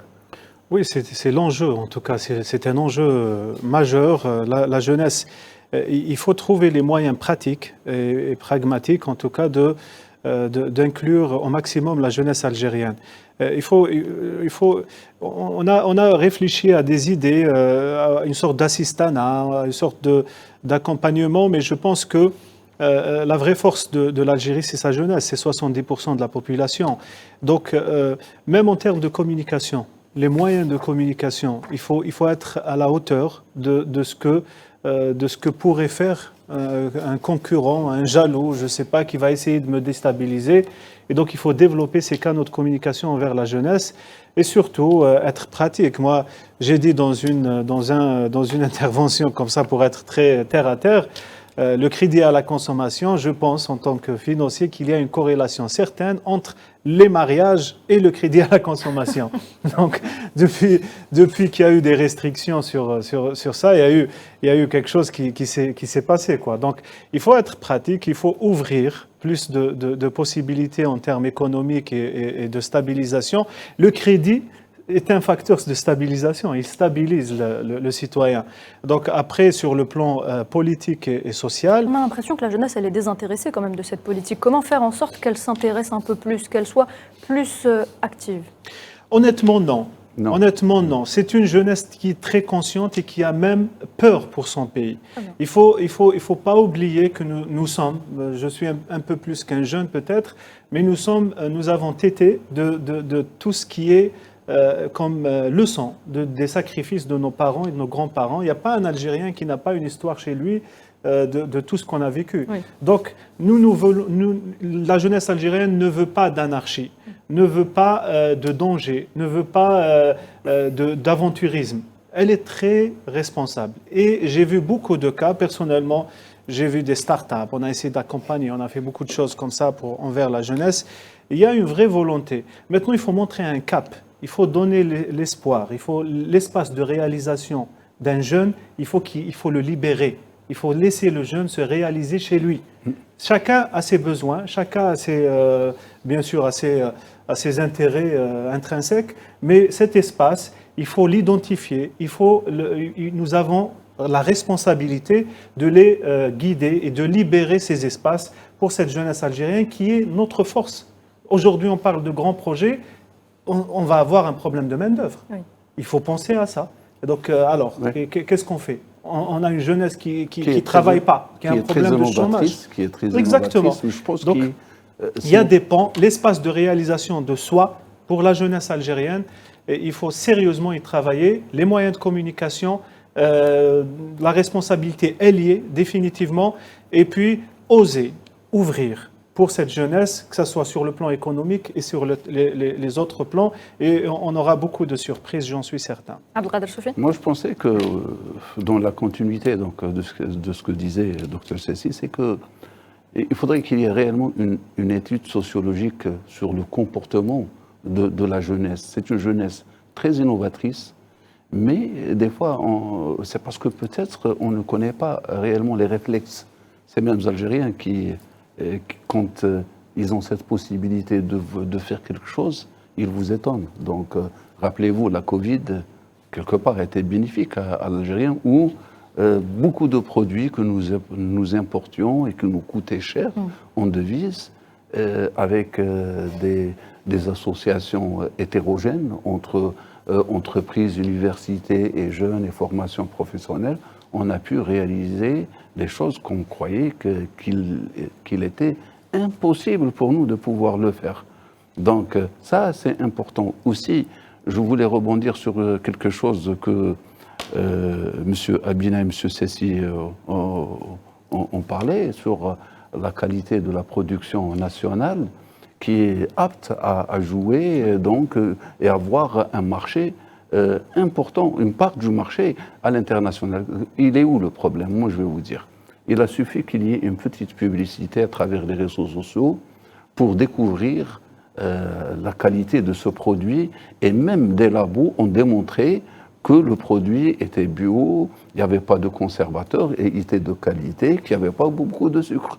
Et pas beaucoup d'huile de palme. Voilà. Cependant, notre problème, il y a un autre, et qui est important. M. Sessi a parlé de la culture algérienne, de pouvoir se projeter ailleurs et de démontrer la spécificité nationale. Cela passerait par la culture, par le ministère de la Culture, par l'industrie cinématographique, par donc d'autres moyens aussi d'envahir les marchés à travers le monde pour qu'ils puissent connaître réellement l'Algérien et la production algérienne à travers cela. Je me rappelle que je faisais quelques recherches d'études sur le plan culturel, et là, une étude irakienne qui parlait du Raïs turc qui était en train d'envahir le monde arabe oriental à travers le cinéma. Le cinéma qui a vendu d'abord la culture turque, qui a vendu quelque part cet amour. Tout comme Hollywood nous vendait les films westerns, nous vendait plein de trucs, et on aimait les Américains sans les connaître réellement. Nous avons aimé le Brésil à travers le football, mais en réalité, est-ce que nous connaissions le Brésil? Donc, le plus important, se faire connaître et faire connaître son produit, cela est un autre moyen qui permet justement au lobbying, à la diaspora à l'étranger, de pouvoir défendre les produits algériens, mais aussi de se positionner dans le monde. Il ne suffit pas d'avoir une force économique et une force militaire sans avoir cette force soft qui est la continuité de cette culture et de cette existence ancestrale de l'Algérie. L'Algérie, ce n'est pas l'Algérie depuis 1962. L'Algérie a retrouvé son indépendance, sa souveraineté. L'Algérie a toujours existé et a toujours été un acteur qui rayonnait non seulement sur la Méditerranée, mais qui arrivait même à l'océan Atlantique. L'hymne de Baltimore parle de l'Algérie. Donc, faisons en sorte que nous conjuguons nos efforts, que l'ensemble des institutions, chacune, l'éducation, la jeunesse, la culture, chacun a un devoir de pouvoir jouer son rôle pour que cette politique du président de la République puisse réussir et que le jeune Algérien désintéressé puisse se reconnaître dans cela. La révolution se fait à travers l'amour de vouloir faire quelque chose. Les gens sont sortis en 2019, c'est parce qu'ils sont sortis par l'amour de défendre leur pays et par l'amour de vouloir continuer et évincer les forces maléfiques. La force, elle est là. Et il faut la prendre. Gamal Abina, je reviens vers vous. Cet amour donc, de l'Algérien pour sa patrie, il est inéluctable finalement. Tout à fait, mais il y a des réalités dont vous parlez de la jeunesse, c'est important. Moi, j'ai une amie, par exemple, qui est à Batna, qui est architecte, qui est excellente, qui a toutes les qualités requises pour être quelqu'un de parfaitement intégré socialement et qui évoque la question de l'ennui. Oui. Malheureusement, l'Algérie, on n'a pas encore investi, ça commence à venir, j'ai pu l'observer, mais investir dans le loisir, dans les sorties, dans les soirées, dans les cinémas, parce qu'il n'y en a pas assez, il n'y a pas de réseau de distribution, il n'y a pas de campagne publicitaire pour les films qu'on va produire, par exemple, et il n'y a pas l'idée de se dire que le loisir est une chose essentielle. Vous allez à Dubaï, par exemple, moi j'aurais aimé qu'Alger brille de mille éclats comme Dubaï, ça va arriver j'espère, mais en étant éthique évidemment, vous allez dans cet émirat, pourquoi les gens y vont? Parce qu'ils s'amusent, parce qu'il y a des choses nouvelles, il y a des surprises, il y a évidemment le bling-bling, mais il n'y a pas que ça, il y a aussi le culturel qui est bien travaillé, il y a aussi l'idée que le pays fait corps avec des gens qui vont séduire à l'étranger, et le monde entier se précipite. Sur 20 années, ils ont 20 millions de tourisme.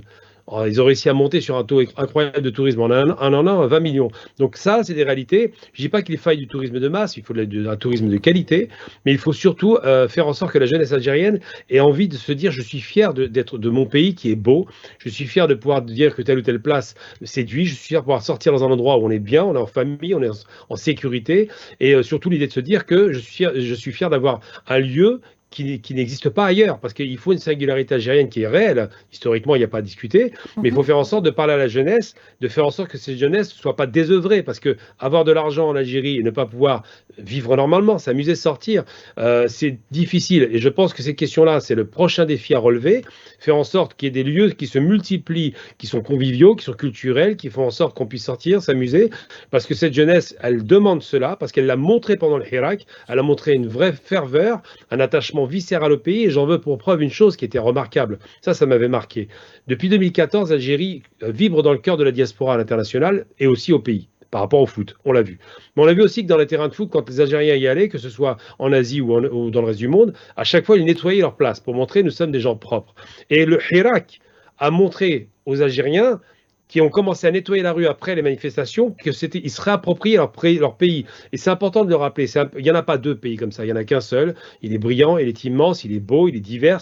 Il a été mis en lumière par un grand photographe français, l'Algérie vue du ciel, Yann Arthus Bertrand. Donc c'est un pays qui séduit, mais il est peu connu, mal connu. On n'a pas su créer du lien entre l'Est, l'Ouest, le Nord et le Sud. Tout ça doit être mis en place. Déjà, le tourisme interne serait une richesse. Mais surtout, faire en sorte que dans ce tourisme, on soit accompagné, qu'on soit séduit par ce qui se passe. Un exemple que je vais jeter comme ça, pêle-mêle. Alger est une capitale de voitures. C'est pas normal. On doit avoir des places de plus en plus piétonnisées. On doit faire en sorte que les voitures passent dans d'autres secteurs. Faire en sorte qu'on ait plus d'accès à la rue sans avoir à courir pour passer d'une rue à l'autre. Il faut faire en sorte qu'Alger soit récupéré par le piéton pour que le piéton se sente en sécurité chez lui et qu'il ait moins de bruit. Enfin, tous ces éléments-là ont l'air de rien. Mais c'est un beau pays qui mérite d'être valorisé. Tout est là, tout est en place. Maintenant, les îles sont jetées. Et je pense que si effectivement on fait cet effort, non seulement les Algériens n'auront plus envie de voir ce qui se passe à l'étranger, mais sont très fiers de voir ce qui se passe chez eux. Très bien, merci Gamal Abina. On passe à présent à un autre aspect qu'a évoqué tout à l'heure le président de la République. Alors l'Algérie aujourd'hui a repris confiance en elle après avoir été trahie. Regardez.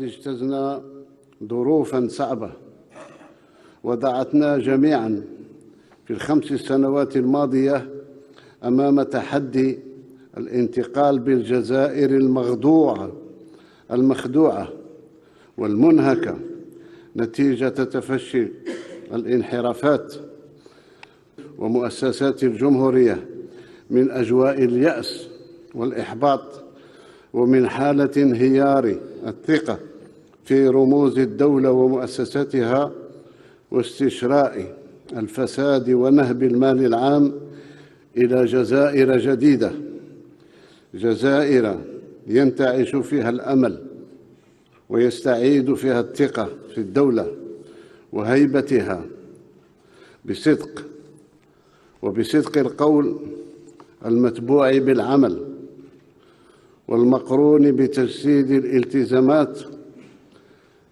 54 التي تعهدنا بها أمام الشعب. Homme de changement, le président Abdelmadjid Tebboune a lors de son premier mandat redoré le blason de l'Algérie sur la scène internationale avec de nombreuses prises de position. Alors l'Algérie est aujourd'hui, grâce à l'important travail diplomatique effectué, écoutée, respectée. On retient notamment l'organisation à Alger du sommet de la Ligue arabe, c'était en 2022. L'Algérie avait réussi à mettre fin aux dissensions arabes et à resserrer les rangs, ce qui a abouti au retour de la Syrie, par exemple, au sein de l'organisation arabe et donné lieu à un regain de dynamisme, notamment en faveur de la question palestinienne, qui est revenue en force sur le devant de la scène et au rapprochement entre les factions palestiniennes. Abdelkader Soufi, autant de succès qui ont donc redonné ces lettres de noblesse à la diplomatie algérienne grâce aux efforts fournis par le président de la République Abdelmadjid Tebboune et qui font aujourd'hui de l'Algérie un partenaire fiable, une institution vers laquelle on se tourne. Oui, absolument. Moi, je dirais que longtemps, la représentation diplomatique, la politique extérieure algérienne a été mise en veille et cela a été au détriment aussi de la vision algérienne des fois. Donc quand il dit trahi, c'est parce que aussi nous avons subi l'action du réseautage d'acteurs étatiques, non étatiques, asymétriques et j'en passe. Le retour de l'Algérie sur la scène internationale a au moins d'abord remis en place 3 questions qui étaient cliniquement mortes. La question du Sahara occidental, la question de la Palestine et la question de la Ligue arabe. Ça veut dire que d'abord, pour ce qui concerne la question des palestiniennes, l'Algérie a été rassembleur, où elle a permis aux fractions et aux frères palestiniens de se rencontrer. Elle a fait un travail de longue labeur. Et elle leur a permis de se réunir sans aucune ingérence. D'ailleurs, mais une année durant, les contacts ont été établis entre les différentes fractions jusqu'à ce qu'ils aient pu avoir donc ce consensus qui les a remis ensemble. Aussi, le travail acharné en ce qui concerne la réunification de l'action de la Ligue arabe et aussi le retour, comme vous l'avez si bien dit, de la Syrie pour réoccuper son siège. Mais il ne faut pas oublier que l'Algérie a émis son veto pour que le siège de la Syrie ne soit pas occupé par autre, car certains voulaient le donner à l'opposition. Aussi la question du Sahara occidental qui a été longtemps abandonnée et oubliée.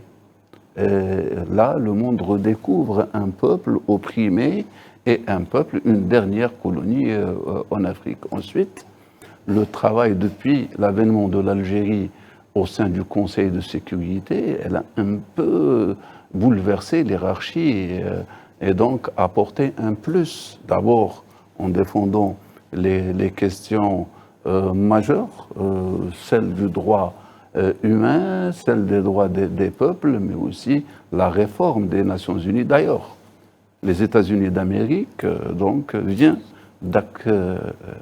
d'acquiescer et d'accéder à cette revendication pour dire que nous ne sommes pas contre que l'Afrique puisse avoir de sièges permanents au sein du Conseil de sécurité. Ce redéploiement politique et diplomatique de l'Algérie sur la scène internationale, il est palpable et visible. Pour cela, donc, l'Algérie a été conviée au G7. Ce n'est pas pour ses beaux yeux, si ce n'est ce retour sur la scène internationale fracassant et imposant. Mais est-ce que nous sommes arrivés? Non, il faudrait qu'il y ait aussi, il faut le dire, beaucoup de travail diplomatique dans le cadre bilatéral à travers le monde pour conforter cette position, mais aussi pour avoir plus de voix qui accompagnent l'action de l'Algérie à l'international aussi. Donc la même chose pour l'action économique, car sans cela, on ne peut pas maintenir un cap et une situation. Le défi est majeur, lui il le dit, M. Abdelmadjid Tebboune, et nous l'avons souvent dit ici sur ce plateau et ailleurs, que la persévérance seule et la volonté réelle et l'abnégation nous amènent à réaliser le rêve algérien. Très bien. Alors permettez-moi, messieurs, à présent d'ouvrir une autre parenthèse pour parler d'un événement à venir qui est crucial pour le monde. Il s'agit du sommet de l'avenir, prévu les 22 et 23 septembre, donc dimanche et lundi. En prélude de ce sommet mondial, le président de la République, Abdelmadjid Tebboune, a exprimé justement son soutien résolu envers l'ONU et a appelé les dirigeants mondiaux à soutenir le futur pacte pour l'avenir. Dans une allocution marquante du président de la République, il a insisté à ce que ce sommet de l'avenir ne soit pas juste un événement passager ou anodin, alors que pour que ce rendez-vous soit justement valorisé et qu'il soit une nouvelle opportunité afin de rattraper tous les manquements. Regardez. قمة المستقبل التي نحن بصدد التحضير لها لا ينبغي أن تكون مجرد حدث عاد أو مناسبة عابرة. هذا الموعد ينبغي توظيفه وتثمينه كفرصة متجددة لاستدراك ما فاتنا من مساع هادفة لبلورة حلول سلمية للأزمات والصراعات التي تثقل كاهل المجموعة الدولية. هذا الموعد ينبغي توظيفه وتثمينه كركيزة صلبة لاستشراف آفاق مستقبل أفضل في ظل منظومة دولية متوازنة وعادلة، منظومة تضمن الأمن والاستقرار والرخاء للجميع. Pour Abdelmadjid Tebboune, le sommet de l'avenir permettra de renouveler les engagements collectifs et surtout tisser une interdépendance équitable entre les pays. هذا الموعد ينبغي توظيفه وتثمينه كمحطة فارقة لتجديد التزامنا الجماعي بالمبادئ والقيم المكرسة في الميثاق الأممي، تلك المبادئ والقيم التي وضعت من أجل صون أمننا الجماعي ونسج ترابط منصف بين بلداننا وإعلاء مصالحنا المشتركة. أدعو قادة العالم إلى الانضمام إلى هذا المسعى النبيل وإلى حشد جهودنا بغية ترجمة ما ستجتمع عليه قيمنا من مخرجات إلى نتائج فعلية تحفظ مصالح الأجيال القادمة والحالية. Restez avec nous, la suite de cette émission dans quelques instants.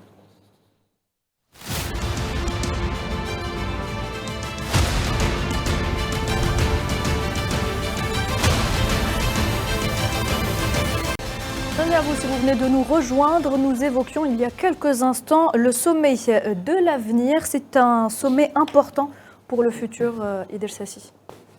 Exactement. Donc, alors, qui ne peut être mieux placé qu'un pays jeune, entre guillemets, qui a su se libérer du joug du passéisme, du révisionnisme, du colonialisme et toutes les injustices, l'esclavage, donc qui peut parler de l'avenir. Donc la voie alternative d'un pays comme l'Algérie, elle compte, elle est utile au niveau international.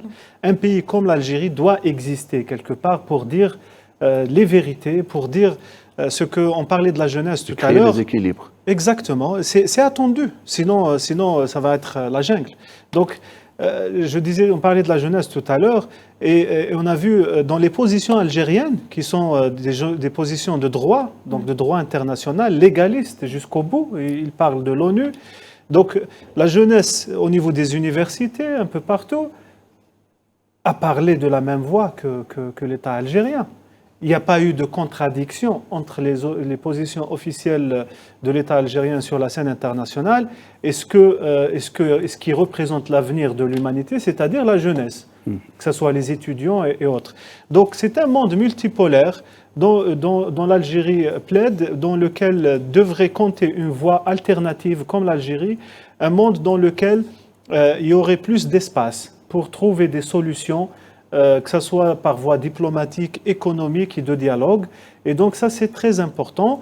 Et la position légaliste, encore une fois, de l'Algérie, qui historiquement a démontré qu'à chaque occasion, l'Algérie avait raison de suivre la légalité. On peut citer l'Afrique du Sud, le Timor oriental, les pays africains, les pays, je parlais tout à l'heure de diversification des partenariats, l'Amérique latine.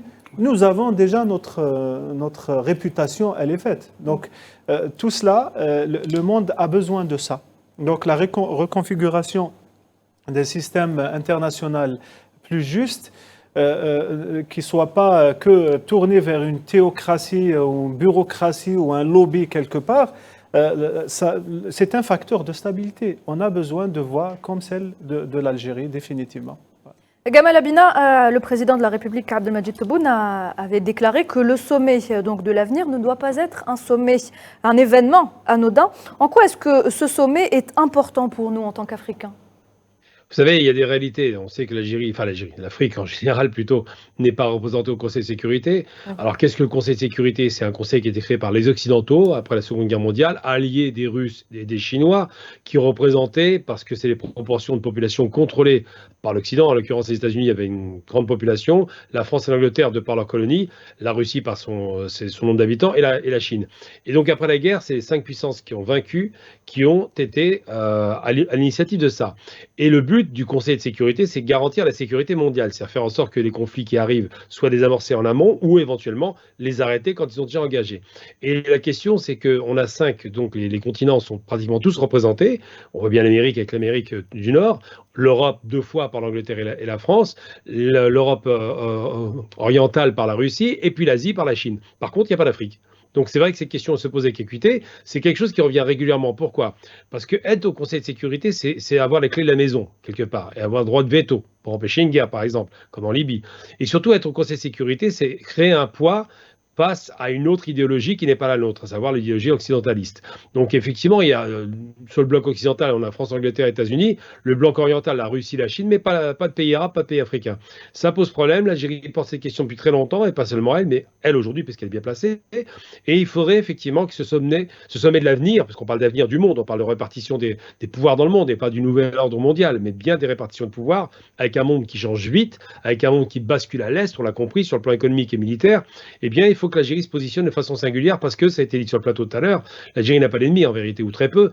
L'Algérie est capable de parler à tous les pays, elle parle avec la Russie, avec la Chine, elle parle avec les États-Unis, elle parle avec l'Iran, alors que dans les années 90 ça se passait très mal. Donc l'Algérie est capable de communiquer, de discuter, de dialoguer, parce que c'est une longue tradition diplomatique qui était arrivée de façon intuitive. Les premiers diplomates algériens n'étaient pas chevronnés à l'exercice, ils l'ont fait à la pratique. Eh bien cette longue tradition diplomatique s'est transmise, s'est retransmise. Je ne vais pas vous faire la liste des diplomates algériens qui ont brillé depuis les années 70, mais aujourd'hui, effectivement, avec le poids politique de l'Algérie, avec cette histoire extraordinaire, on est le seul pays à s'être débarrassé avec le Vietnam d'une puissance coloniale, c'est pas rien quand même. Eh bien, on est capable de dire, voilà, le monde doit être plus juste, le monde doit être plus équitable, le monde doit être plus équitable au niveau du droit, on parle du droit international, donc du Conseil de sécurité, et puis surtout, le monde doit être plus sécurisé. On voit bien qu'en Afrique, il y a des pressions considérables qui sont faites en termes de sécurité et de la stabilité. La réouverture du conflit au Sahara occidental en 2020 n'a pas été un cadeau. Les États-Unis de Trump ont accéléré effectivement le feu dans la région en reconnaissant cette souveraineté, donc ça crée des tensions qui doivent être dépassées. Et je pense que, et l'Algérie le répète à chaque fois, seul moyen pour sortir des problématiques, c'est le dialogue, comme ils l'ont fait avec l'Irak dans les années 70, comme ils l'ont fait avec l'Éthiopie et l'Érythrée, comme ils l'ont fait avec beaucoup de pays qui ont fait appel au service de cette diplomatie qui a une longue tradition, comme je le disais, et à chaque fois, ça a apporté ses fruits. Donc effectivement, ce sommet de l'avenir doit être un sommet de l'avenir, surtout en termes de droit et de sécurité. Donc le droit pour garantir la sécurité et la sécurité pour garantir que tous les peuples vivent libres, indépendants et en paix. Merci Gamal Abina. Abdelkader Soufi, Abdelmadjid Tebboune compte mettre fin finalement à cette marginalisation du continent africain qui n'a que trop duré. Absolument. Je crois que l'un de ces chevaux de bataille, c'était justement redonner, corriger d'abord cette injustice, comme il a dit, cette injustice historique, et replacer l'Afrique sur la scène internationale. Ce que nous ne disons pas, c'est que si la France a son droit de veto, c'est parce que 14 pays africains lui ont accordé ce droit, lui ont signé pour qu'elle puisse avoir une place au sein du Conseil de sécurité. Aujourd'hui, il est temps que les Africains reprennent leurs droits et leur avenir entre les mains. Prospective de demain, changer le futur commence aujourd'hui par lancer les jalons et se dire les choses telles qu'elles sont et choisir justement ceux qui réellement ont cette capacité de le faire, défendre les Africains et les intérêts des Africains, et que cela ne doit pas avoir des visions égoïstes ou servir des agendas. Car malheureusement, on peut y aller si les Africains ne font pas le bon choix pour eux, pour choisir qui pourrait les représenter réellement.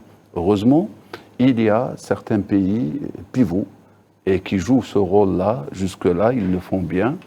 Il y a le Conseil des 10 de sécurité qui travaille justement en commune dissertation. Il y a l'action, j'allais dire, à l'international qui voit l'Algérie et l'Afrique du Sud conjuguer leurs efforts pour défendre... Justement, l'Algérie et l'Afrique du Sud, qui, on le rappelle, étaient à l'origine de la mise à l'écart des représentants de l'entité sioniste au sein de l'Union africaine. Au sein de l'Union africaine, mais aussi qui ont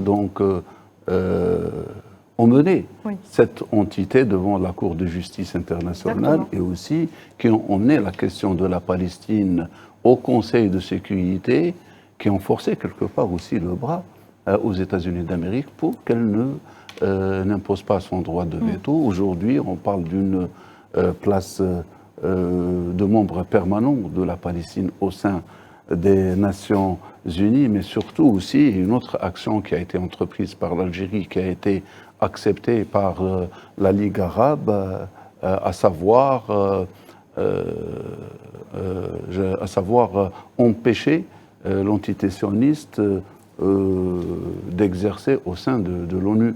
Et ça aussi, c'est une action non négligeable et qui est, je pense, à mettre au profit de l'action diplomatique algérienne. Donc il faudrait être vigilant quant au choix des pays africains qui devront donc représenter le continent. Eh ben, absolument. Moi, je crois que les enjeux sont majeurs, sont là. Si vous avez donc, si on accorde à l'Afrique peut-être cette possibilité d'avoir 2 places permanentes, il ne faut pas oublier que depuis le président français Hollande qui a dit nous ne voyons pas d'inconvénient à ce que l'Afrique puisse avoir des postes permanents, mais sans veto. D'ailleurs, les Américains, quelque part, rejoignent cette idée-là. Mais le plus important, il ne faut pas que nous autres Africains tombions dans le piège de la concurrence et de la discorde pour celui qui va nous représenter au sein de l'Organisation des Nations Unies, au sein de ce Conseil de sécurité, parce que si on peut y accéder effectivement, c'est un premier pas. C'est prendre et demander encore plus. La marche d'un mile, c'est un pas, ça commence par un pas. Là, je pense que c'est de bon augure. Gamal Abina, je reviens vers vous. Est-ce qu'une présence d'un pays africain au sein du Conseil de sécurité des Nations Unies pourrait peut-être dégoupiller le dossier du Sahara occidental ? Je pense que d'abord, ce n'est pas un pays africain parce que ce n'est pas possible de se mettre d'accord. Si on a l'Égypte, par exemple, pour l'Afrique du Nord qui nous représente, autant dire que c'est l'Amérique qui représente.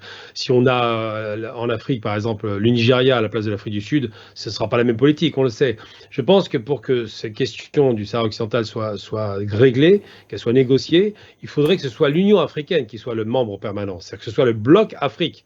Pourquoi ? Parce qu'il y aurait la possibilité de voter en son sein et de dégager une décision en majorité relative ou absolue, ça dépend, mais faire en sorte que cette majorité soit portée au Conseil de sécurité pour trouver un levier pour faire en sorte que les problématiques se règlent. J'ai envie de dire simplement, pour être très clair par rapport à certaines critiques formulées souvent par rapport à l'Algérie ou des pays arabes, mais particulièrement l'Algérie. On voudrait dire que l'Algérie, et qui osera le dire aujourd'hui, comme l'Afrique du Sud d'ailleurs, ne s'intéresse pas à la cause palestinienne. Non seulement elle s'y intéresse, mais elle était arc-boutée sur la cause palestinienne avant même le démarrage du conflit au Moyen-Orient. Et aujourd'hui, la cause palestinienne n'est pas une variable d'ajustement électoral, c'est faux. La cause palestinienne fait saigner le cœur de tout le monde entier, le cœur des Arabes en particulier et des Maghrébins.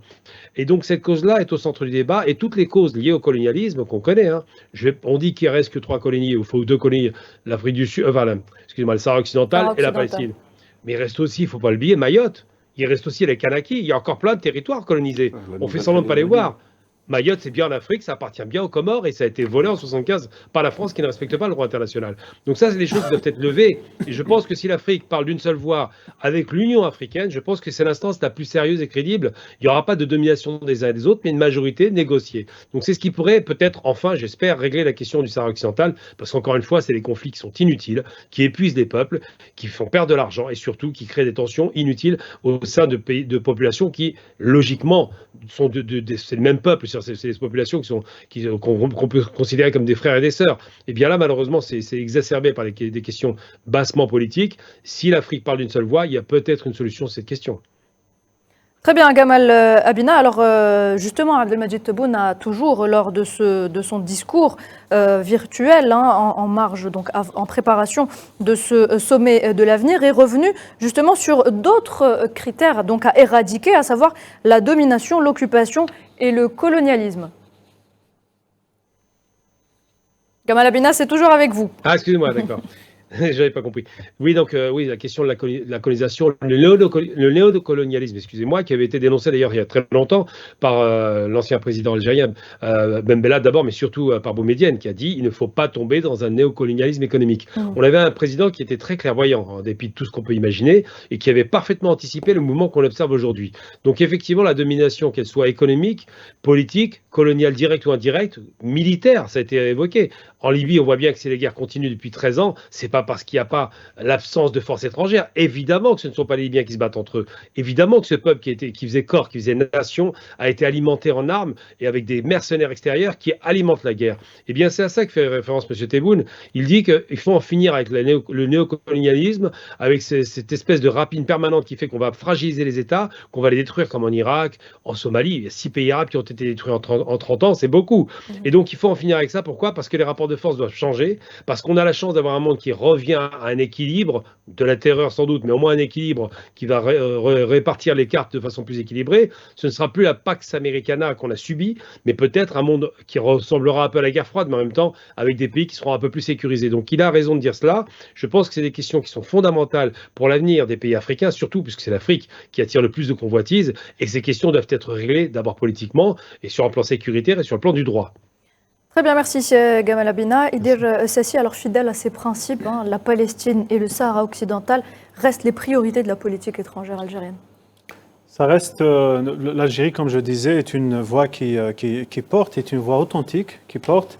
Et donc, les fuites en avant ne comptent pas. Oui. Il y a le droit international, c'est pas une question, c'est pas, permettez-moi de dire, c'est pas des jeux de poker. Donc, du chahutage et de la com.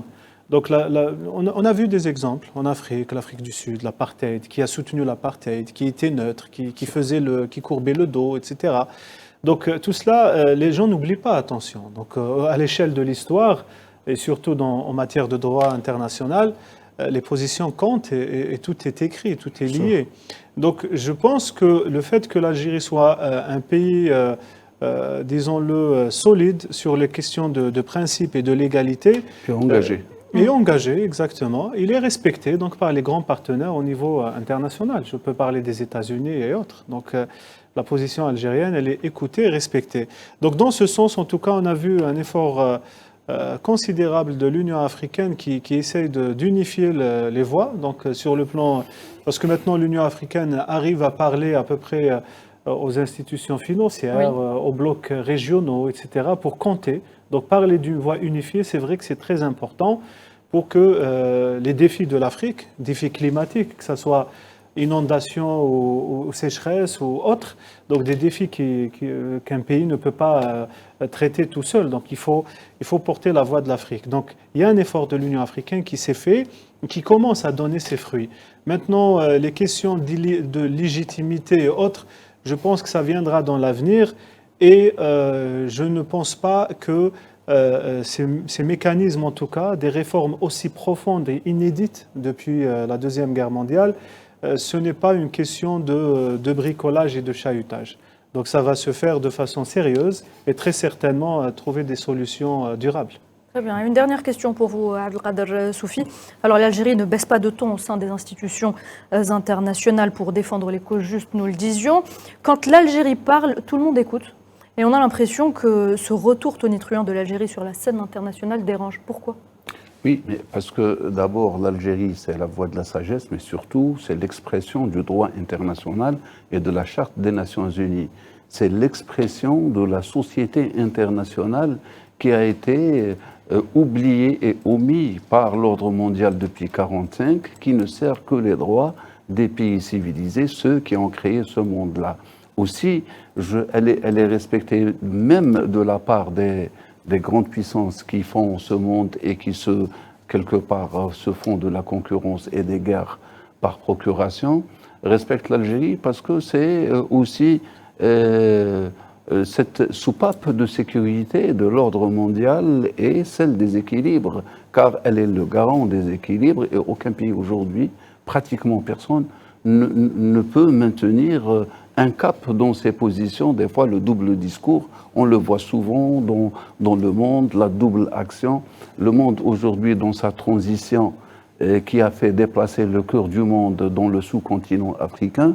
D'ailleurs, la Russie fait un containment européen en s'installant depuis la Corne africaine jusqu'au Golfe de Guinée. Les Européens font un containment pour la Russie en avançant les rangs et les remparts devant, en s'approchant de la Russie. L'Algérie, dans cette situation, elle émerge et elle prend cette position d'équilibriste qui, comme le disait Dr Cessi, elle parle à tous, mais elle garde ses positions, ça veut dire intactes. Et ce sera donc un atout supplémentaire pour le président Abdelmadjid Tebboune lors de son second mandat. On arrive à la fin de cette émission consacrée à l'investiture du président Abdelmadjid Tebboune. Merci d'avoir été avec nous. Gamal Abina, merci à vous. Abdelkader Soufi, Idir Sassi, merci à vous également. Je remercie aussi Vadis Renissa qui était avec nous en première partie d'émission. Madame, monsieur, merci de nous avoir prêté attention. Très bonne soirée.